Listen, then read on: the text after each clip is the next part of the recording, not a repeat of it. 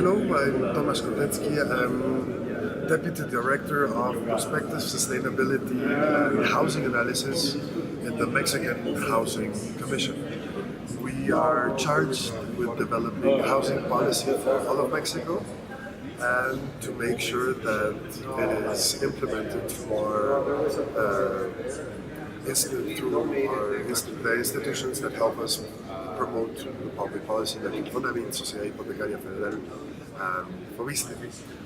We talked today about the challenges that we have in Mexico, how much housing deficit we still have, how we need to still build 350,000, 400,000 houses per year to make sure that that deficit disappears soon enough.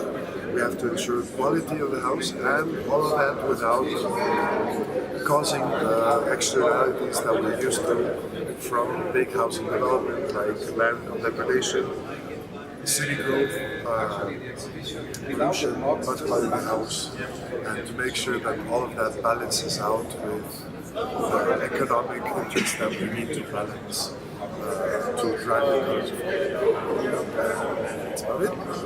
Hello, my name is Armando Hashimoto. I work at the Research Center for Sustainable Development at Infonavit, which is the Institute of the National Housing Fund for Workers in Mexico. And today we talked about the situation of the social housing in Mexico and how that has impacted urban development across the country, and what is it that Infonavit is doing, and through the research centers, what initiatives we've been looking into to generate knowledge and to have initiatives to be implemented to be able to fund better quality housing in the country. Hello, good afternoon. My name is Carlos Flores. I'm from Mexico City. I came to this IGLUS program to teach or to introduce the audience to one of the biggest and the most important programs of the federal government in Mexico City. That is the International Airport Project that is designed by Norman Foster and Fernando Romero.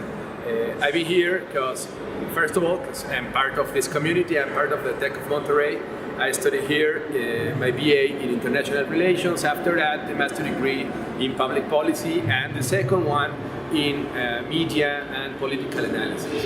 I've been working with many people on many projects of public policy, particularly as a public servant in the federal government, the side of environment and natural resources protection, and in the local government, this capital in Mexico City, as part of the Ministry of Government, was the head or the chief executive officer of the ministry, and after that, part of the reconstruction. I've been near to these processes of design and implementation of public policy because of my duties and my jobs. Thank you very much.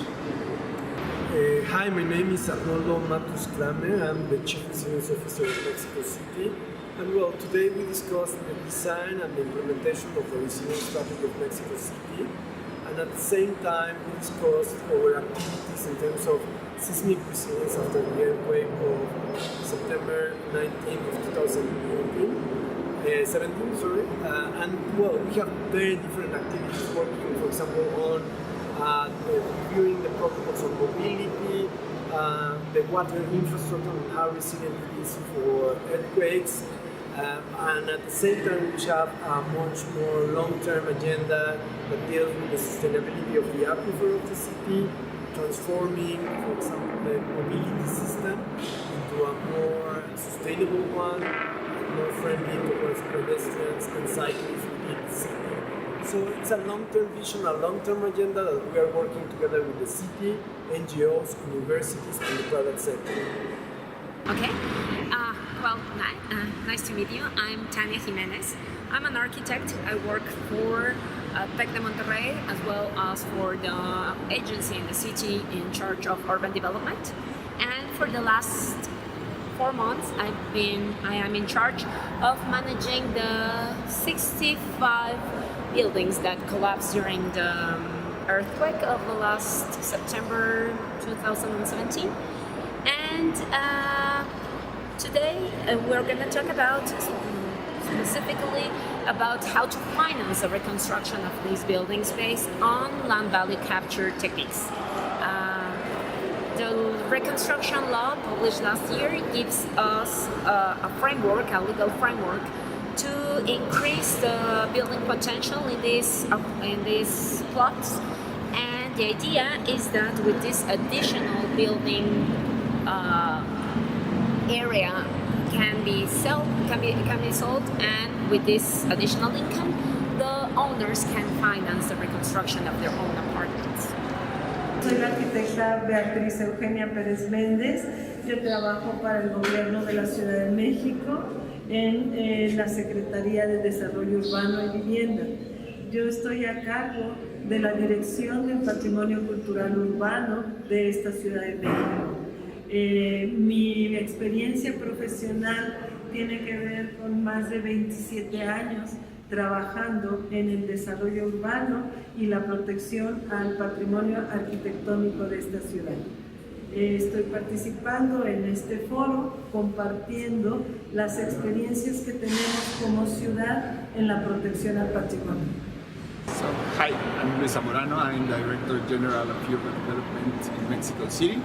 I just visited the IGLUS group to talk about the future of Mexico City.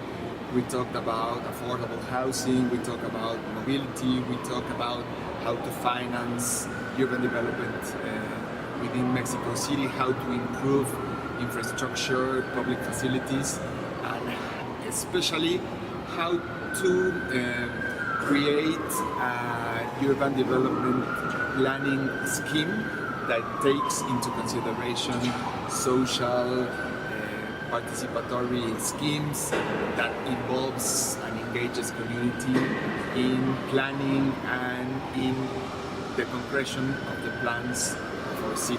That's what we are working now in Mexico City, and we will continue to do it, to work in building a better city, more sustainable, resilience, and more equitable city in the future.